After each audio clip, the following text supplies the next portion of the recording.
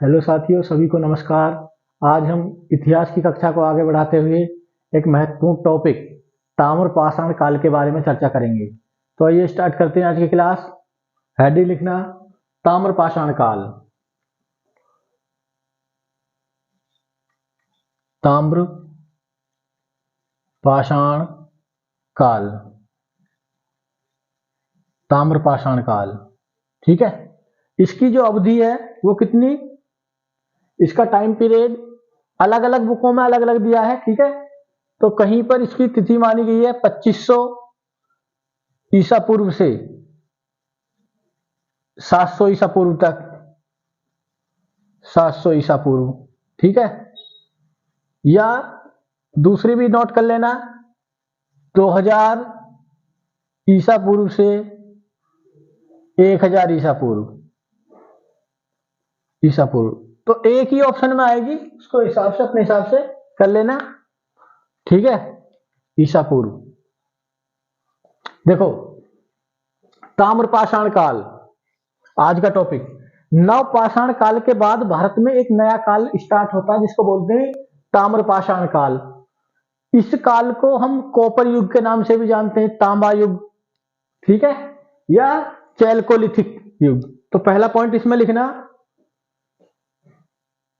इसे, ये पूछा हुआ सवाल है, चैल्कोलिथिक,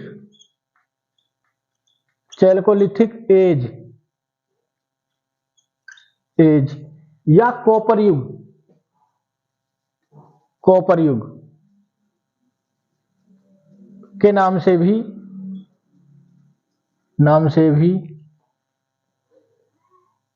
जाना जाता है, जाना जाता है, ठीक है। तो ये पॉइंट पहले नोट करना।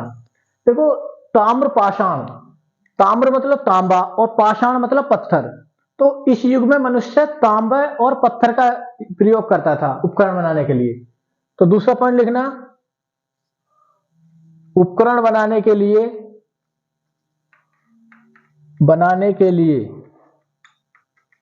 उपकरण बनाने के लिए तांबा और पत्थर, तांबा और पत्थर का प्रयोग करता था। ध्यान देना, पहले हम इस काल की प्रमुख विशेषताओं को देखेंगे, फिर भारत का मैप में हम प्रमुख स्थलों को पढ़ेंगे इसमें, ठीक है। तो इसे चैल्कोलिथिक या कैल्कोलिथिक भी कभी कभी लिखा मिलता है, या कॉपर युग के नाम से भी जाना जाता है। क्यों कहा जाता है इसको ताम्रपाषाण काल? क्योंकि तांबे और पत्थर के उपकरणों का प्रयोग करता था मानव, ठीक है। तांबे और पत्थर के बने उपकरणों का प्रयोग। इसमें देखो, हमको जो याद रखनी है, इसकी प्रमुख विशेषताएं याद रखनी है। क्या रखनी है? प्रमुख विशेषताएं। तो लिखना इसमें प्रमुख विशेषताएं, यहां से सवाल आया था, प्रमुख विशेषताएं ताम्रपाषाण काल की। ताम्रपाषाण की पहले हमने नामकरण की बात करी कि नामकरण इसका क्यों हुआ ताम्रपाषाण, क्योंकि तांबे और किसका, पत्थर का साथ साथ प्रयोग करता था। पहली विशेषता इसमें याद रखना, यह सिंधु घाटी सभ्यता के समकालीन, सब जो हड़प्पा सभ्यता थी उसके समकालीन थी या उसके बाद की, ठीक है ना। उसके कुछ स्थल इसके बाद के थे सिंधु सभ्यता के, और कुछ उसके समकालीन। तो पहली विशेषता यह है, हड़प्पा सभ्यता, सभ्यता के समकालीन, समकालीन भी थी और कुछ स्थल या कुछ संस्कृतियां इसके बाद की भी थी इसमें, और उसके बाद भी। तो इसका अस्तित्व सिंधु घाटी सभ्यता के साथ साथ था या उसके बाद भी था, पहली विशेषता याद रखना। दूसरी याद रखना, ये क्या थी, एक ग्रामीण संस्कृति थी। क्या थी? ग्रामीण संस्कृति या सभ्यता थी, सभ्यता। इस ताम्रपाषाण में केवल हम दो नगर पढ़ेंगे जो अपवाद स्वरूप रहेंगे। अपवाद क्या रहेंगे? अपवाद केवल दो नगर मिलेंगे यहां पर, देमाबाद, देमाबाद व इनाम गांव, इनाम गांव, ठीक है। ये क्या थे? ये नगर थे।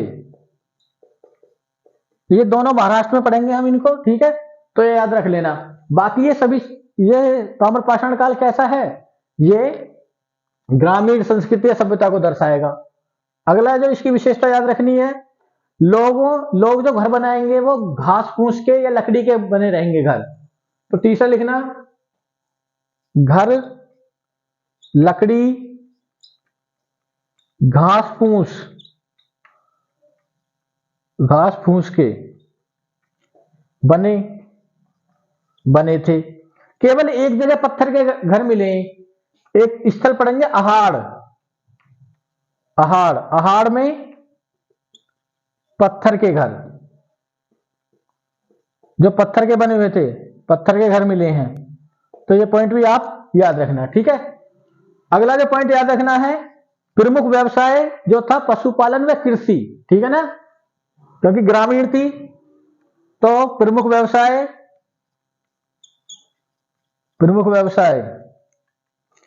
कृषि एवं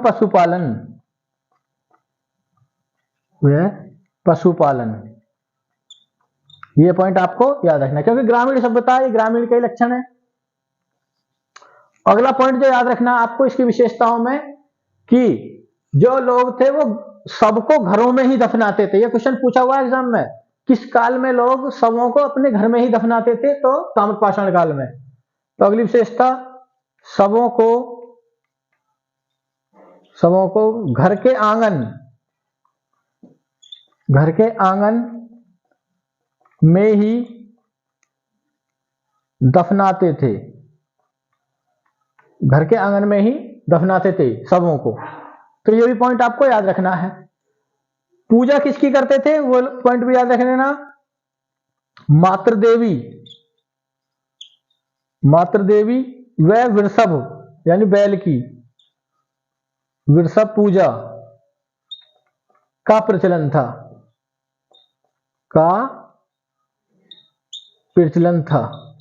तो ये पॉइंट भी आप याद रखना है, ठीक है।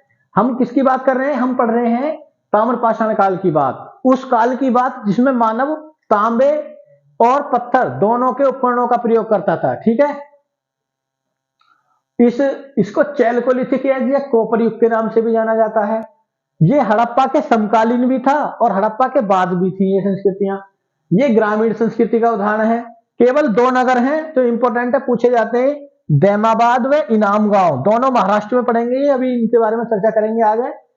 घर जो है लकड़ी घास फूस के बने होते थे, जो गांव में बने रहते हैं। एक गांव के उसको इमेजिन करना अपने दिमाग में। प्रमुख व्यवसाय कृषि व पशुपालन, ठीक है, दूध के लिए या मांस के लिए पशुओं को पालते थे, ठीक है।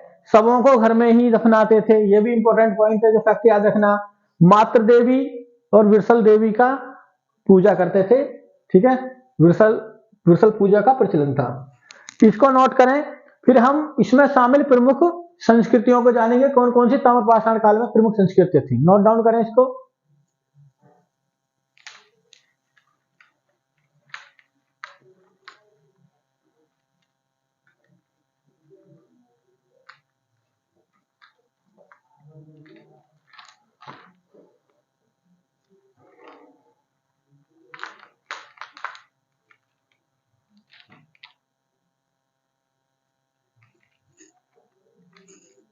पहले ध्यान देना, एक हम रफली मैप बनाते हैं भारत का, उसमें हम स्थलों को देख लेंगे, ठीक है।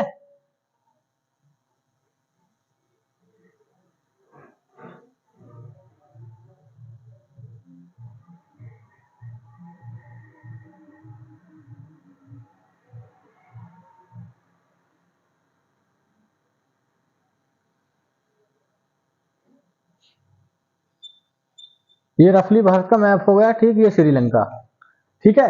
अब देखो, सबसे पहले ध्यान देना, हम देखेंगे ताम्रपाषाण कालीन प्रमुख संस्कृतियां। तो हेडिंग लिखना, ताम्रपाषाण काल की प्रमुख संस्कृतियां,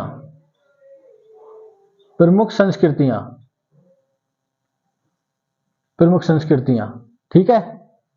तो इसमें देखो सबसे पहले तो संस्कृति का स्थान पूछ लिया जाता है कि सावलदा संस्कृति कहां पर थी, कायथा संस्कृति, जोरवे, रंगपुर, मालवा, अहार संस्कृति। तो सबसे पहले हम इसमें देखेंगे, सबसे पहला नाम सावलदा संस्कृति। सावलदा संस्कृति, सावलदा संस्कृति। इसकी लोकेशन पूछी जाए तो ये कहां पर थी, राजस्थान। राजस्थान, ठीक है, राजस्थान। तो यहां पर हम नोट करेंगे सावलदा संस्कृति, सावलदा संस्कृति, ठीक है। दूसरी इसके बारे में एक पॉइंट याद रखना है कि ये ताम्रपाषाण कालीन प्रथम संस्कृति थी। ये क्वेश्चन पूछा हुआ तो नोट करना, ताम्र पाषाण, ताम्रपाषाण कालीन प्रथम संस्कृति,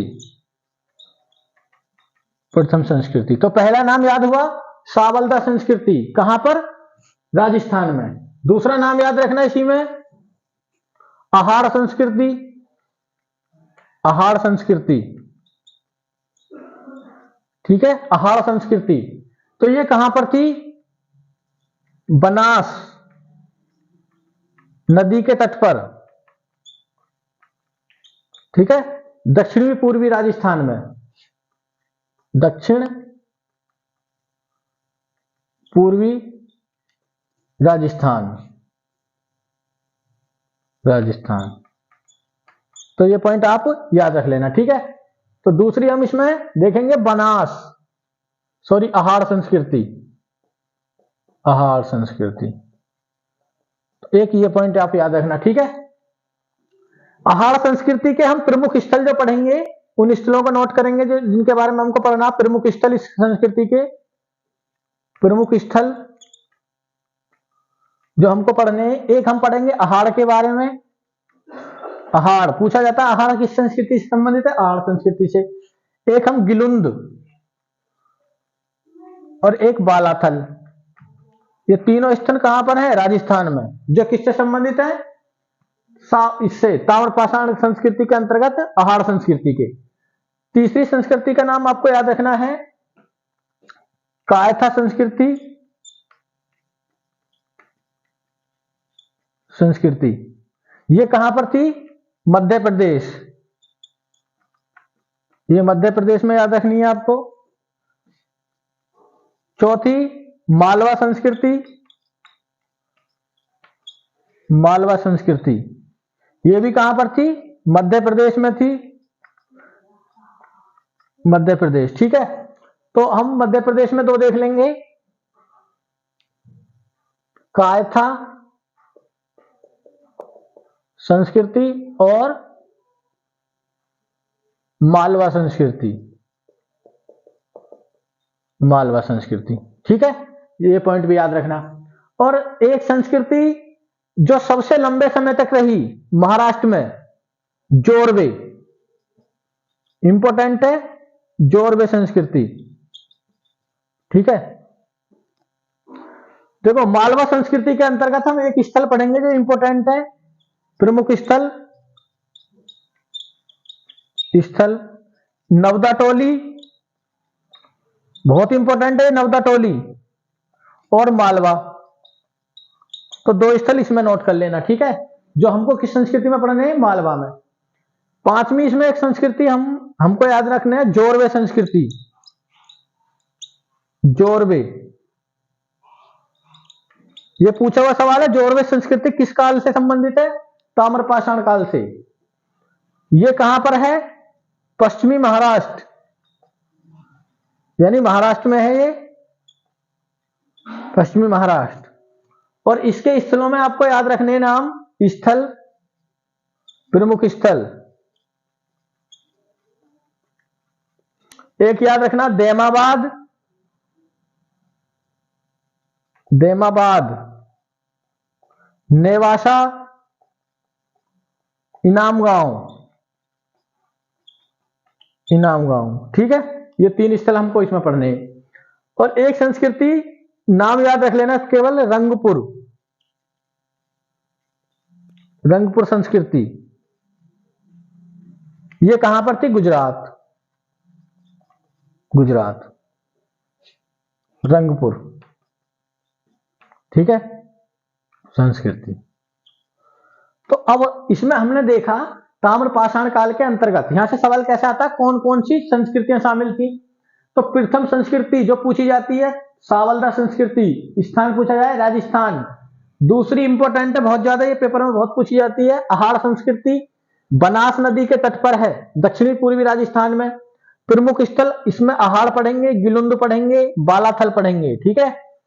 कायस्था संस्कृति ये मध्य प्रदेश में है। मालवा संस्कृति, प्रमुख स्थल नवदा टोली और मालवा के बारे में जानेंगे, ठीक है। जोरवे संस्कृति ये पश्चिमी महाराष्ट्र में है। और जोरवे संस्कृति की एक विशेषता थी, ये ताम्रपाषाण संस्कृतियों में सबसे लंबे समय तक जीवित रहने वाली संस्कृति है। तो ये जोरवे में याद रखना, सबसे लंबे समय तक, सबसे लंबे पूछा हुआ, लंबे समय तक जीवित रहने वाली संस्कृति, कौन सी है? जोरवे। तो इनको याद रखना, ठीक है। मैप में इनको एक बार ऐसे देख लेना, 2 एमपी में कायस्था संस्कृति और मालवा संस्कृति, अहाड़ संस्कृति और सावलदा राजस्थान में है, और जोरवे संस्कृति महाराष्ट्र में है, रंगपुर संस्कृति गुजरात में है। एक बार इनको मैप में ऐसे भर के देखना। अब हम ताम्रपाषाण काल के प्रमुख स्थल जो हैं, जो इन संस्कृतियों से संबंधित है, जिसमें हमने कौन सा, अहाड़ को देखेंगे, गिलुंद के बारे में देखेंगे, नवदा टोली देखेंगे, मालवा देखेंगे, ठीक है, और देमाबाद, नेवासा, इन सभी के बारे में चर्चा करेंगे। तो आप पहले इसका स्क्रीनशॉट लें, फिर हम उन पर चर्चा करते हैं।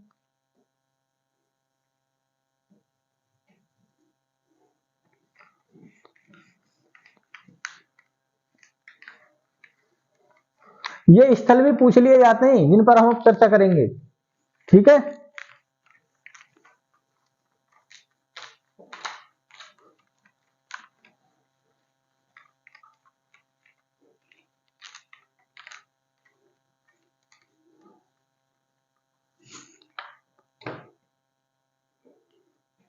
तो पहला स्थल लिखेंगे हम, ऐसे लिख लेना, ताम्रपाषाण काल के प्रमुख स्थल, ताम्रपाषाण काल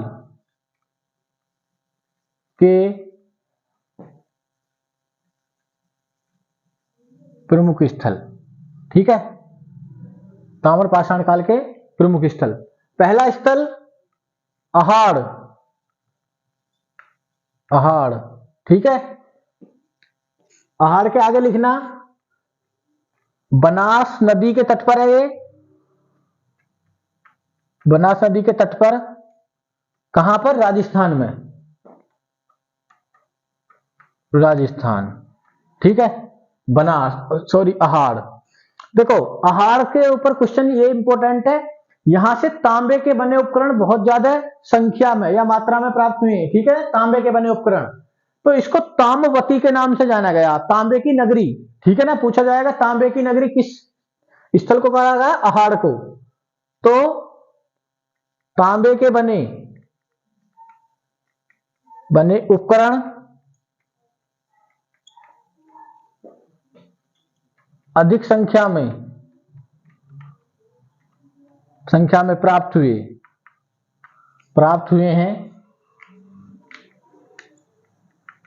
हुए हैं, इसलिए इसको क्या बोला गया? इसलिए अहाड़ को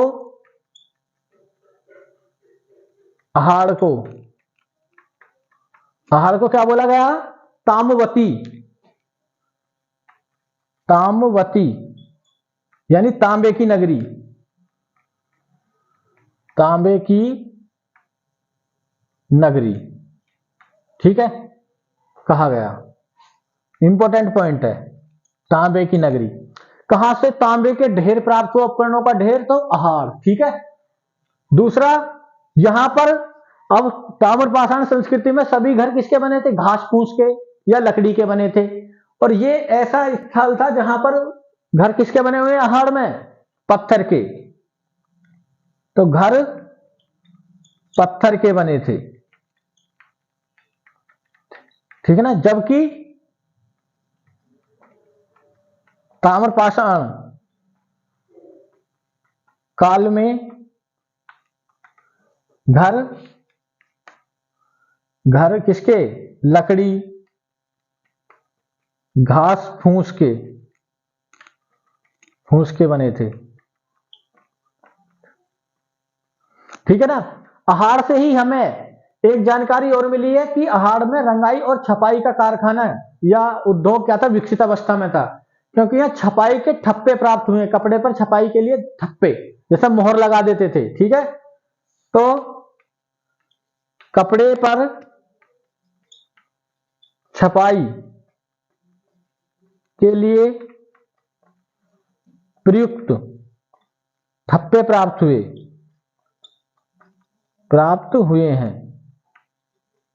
ठीक है, तो ये पॉइंट आपको याद रखना है। ठीक है, इसका अर्थ क्या निकलता है? अर्थात रंगाई व छपाई उद्योग विकसित अवस्था में था। विकसित अवस्था में था। ठीक है, तो ये पॉइंट आपको याद रखना। किसके बारे में याद रखने? आहार के बारे में। ठीक है ना। अभी तक हमने एक स्थल के बारे में जाना, आहार। अगला जो स्थल याद रखना है आपको, दूसरा गिलुंद। ठीक है ना, गिलुंद ये भी कहां पर है? राजस्थान में। और कौन सी संस्कृति का था? आहार संस्कृति। ठीक है, तो पूछा जाए गिलुंद से क्या जानकारी मिली है हमें? तो गिलुंद से हमें अग्निकुंड के साक्ष्य मिले और पक्की ईंटों के साक्ष्य। तो लिखना अग्निकुंड के साक्ष्य और दूसरा पक्की ईंटों के साक्ष्य। पक्की ईंटों के साक्ष्य। तो ये 2 पॉइंट याद रखना। यही साक्ष्य जब हम पढ़ेंगे हड़प्पा सभ्यता उसमें मिलेंगे, और स्थान रहेगा कालीबंगा या कालीबंगन। तो इसको नोट करें, 2 स्थलों को जिसमें हमने आहार को जाना और गिलुंद, दोनों ही आहार संस्कृति के प्रमुख स्थल हैं। जिसमें आहार को ताम्रवती कहा गया है। ये कौन सी नदी के तट पर है? बनास नदी के तट पर है। गिलुंद जहां से अग्निकुंड और पक्की ईंटों के साक्ष्य मिले हैं। ठीक है, इन दोनों स्थलों को नोट करें, फिर हम अन्य स्थल पढ़ेंगे।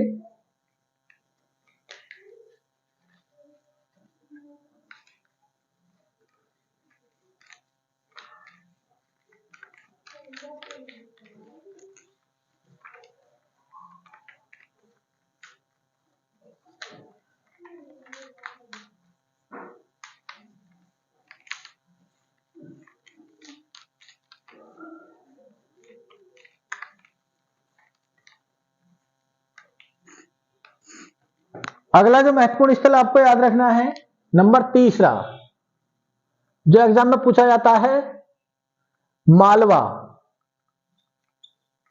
मालवा, और ये स्थल कहां से मिला है? मध्य प्रदेश से। मालवा संस्कृति का स्थल है मध्य प्रदेश। ठीक है, पूछा जाता मालवा से किस चीज की जानकारी मिली है? मालवा से, तो याद रखना मालवा से उत्कृष्ट या उच्च कोटि के मृद भांड मिले, यानी मिट्टी के बर्तन। ठीक है, मिट्टी के बर्तन। और ये कैसे थे? काले व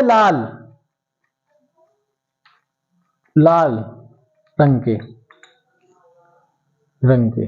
ठीक है, मालवा से ही हमें ध्यान देना वृषभ पूजा के साक्ष्य।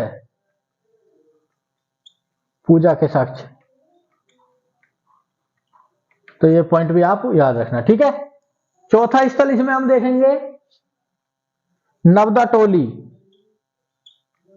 नवदा टोली ये कहां पर है? मध्य प्रदेश में है। ये भी पूछा जाता, और कहां पर? मध्य प्रदेश। ठीक है, तो याद रखना नवदा टोली के बारे में एक फैक्ट है जो बहुत पूछा जाता है एग्जाम में। ये ताम्रपाषाण काल का सबसे बड़ा ग्रामीण स्थल था। क्या था? सबसे बड़ा ग्रामीण स्थल। तो लिखना ताम्रपाषाण काल का, ताम्रपाषाण काल का सबसे बड़ा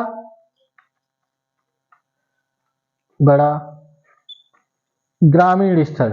ठीक है, सबसे बड़ा ग्रामीण स्थल था। तो ये पॉइंट भी आप याद रखना। किसके बारे में? नवदा टोली। अगला जो 5वें नंबर का स्थल आपको याद रखना है, देमाबाद।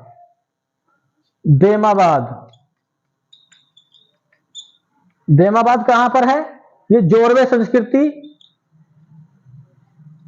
संस्कृति का स्थल है। और कहां पर था? महाराष्ट्र में। महाराष्ट्र। ठीक है, जोरवे संस्कृति का।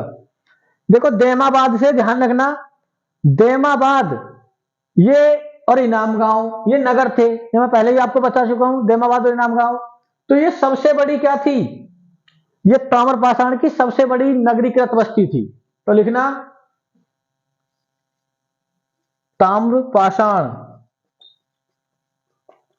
ताम्रपाषाण काल की सबसे बड़ी बस्ती।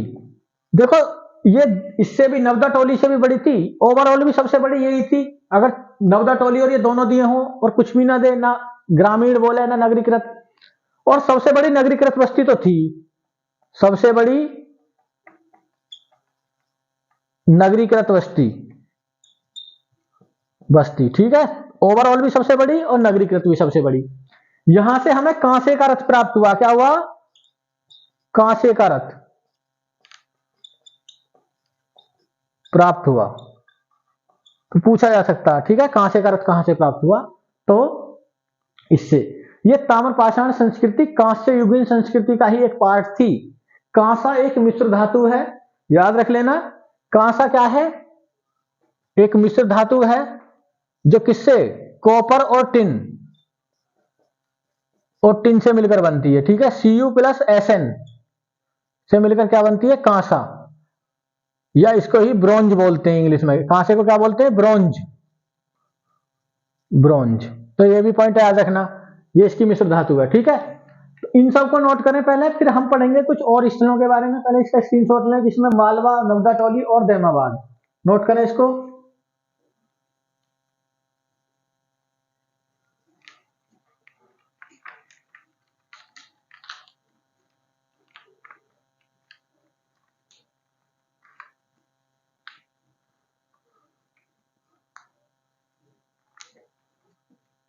एक जो प्रमुख स्थल आपको याद रखना है, इनाम गांव।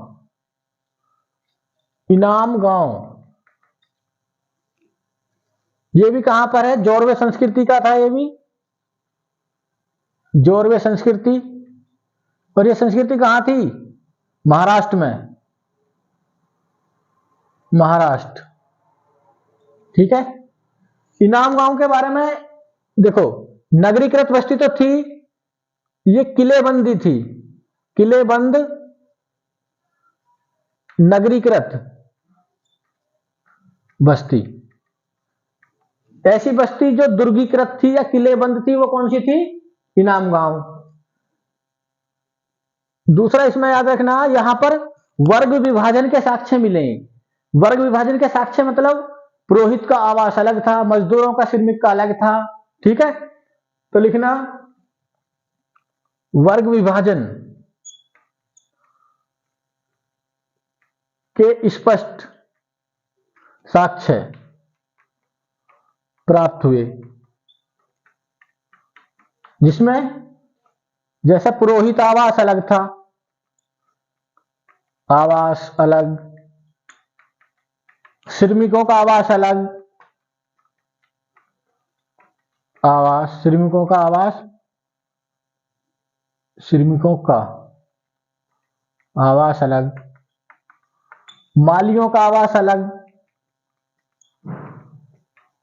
आवास अलग। तो सबका अलग अलग था। तो वर्ग विभाजन यहां पर मिला किससे? इनाम गांव से। अगला जो स्थल याद रखना, नेवासा। नेवासा पूछा जाता नेवासा। ये पाषाण युग में भी था नेवासा, ठीक है, ये पाषाण युग में भी था। देखो नेवासा के बारे में याद रखना है आपको कि ये कहां पर है, ये भी जोरवे संस्कृति, जोरवे संस्कृति महाराष्ट्र, महाराष्ट्र, ठीक है। और यहां पर पटसन, ये जूट के साक्ष्य मिले, पटसन, जूट, कपास, पटसन को जूट भी बोलते हैं, कपास अलग होती है, ठीक है, जूट के साक्ष्य, ठीक है। ये पॉइंट आप याद रखना किसमें, नेवासा में। और नेवासा कौन सी नदी के तट पर है, प्रवरा, प्रवरा नदी के तट पर, तट पर। और ध्यान रखना प्रवरा नदी गोदावरी की सहायक है, गोदावरी की सहायक, ठीक है। एक क्वेश्चन उसी में और नोट कर लेना, देमाबाद में, देमाबाद को हम हड़प्पा सभ्यता में भी पढ़ेंगे। तो देमाबाद ऐसा स्थल है जो किसमें रहेगा, जो ताम्रपाषाण काल में भी और इसमें नवपाषाण काल में भी। तो नोट करके अलग से लिख लेना, नोट करके, देमाबाद, देमाबाद स्थल ताम्रपाषाण संस्कृति व हड़प्पा, आगे भी पढ़ेंगे हम इसको, सभ्यता, दोनों से संबंधित, दोनों से संबंधित है। तो ये पॉइंट भी आप याद रखना, किसके बारे में, देमाबाद के बारे में, ठीक है। तो इन सभी स्थलों को, इनाम गांव कहां पर, जोरवे संस्कृति में है महाराष्ट्र में, किलेबंद नगरीकृत बस्ती है, वर्ग विभाजन के साक्ष्य मिले यहाँ पर। नेवासा जोरवे संस्कृति में है, पटसन जूट कपास के साक्ष्य मिले, प्रवरा नदी के तट पर है। और फिर वो देमाबाद वाला, ठीक है। इन सभी को याद करना, ये ताम्रपाषाण काल के प्रमुख क्या थे, प्रमुख स्थल थे, ठीक है, नोट करें इसको।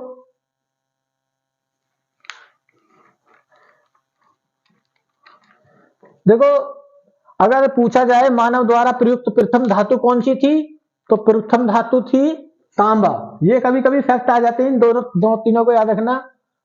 प्रथम धातु जो मानव द्वारा उपयोग में लाई गई कौन थी, तांबा, इनको डायरेक्टली याद कर लेना, तांबा। प्रथम पशु मैं पिछली क्लास में बता चुका हूं, फिर बता रहा हूं, प्रथम पशु क्या था, पशु हमारा कुत्ता, प्रथम पालतू पशु कुत्ता था। प्रथम उपकरण, उपकरण अगर पूछें तो कुल्हाड़ी या हैंडेक्स, ये पहले भी मैं लिखवा चुका हूं, हैंडेक्स, ये मानव द्वारा प्रयुक्त की गई, ठीक है।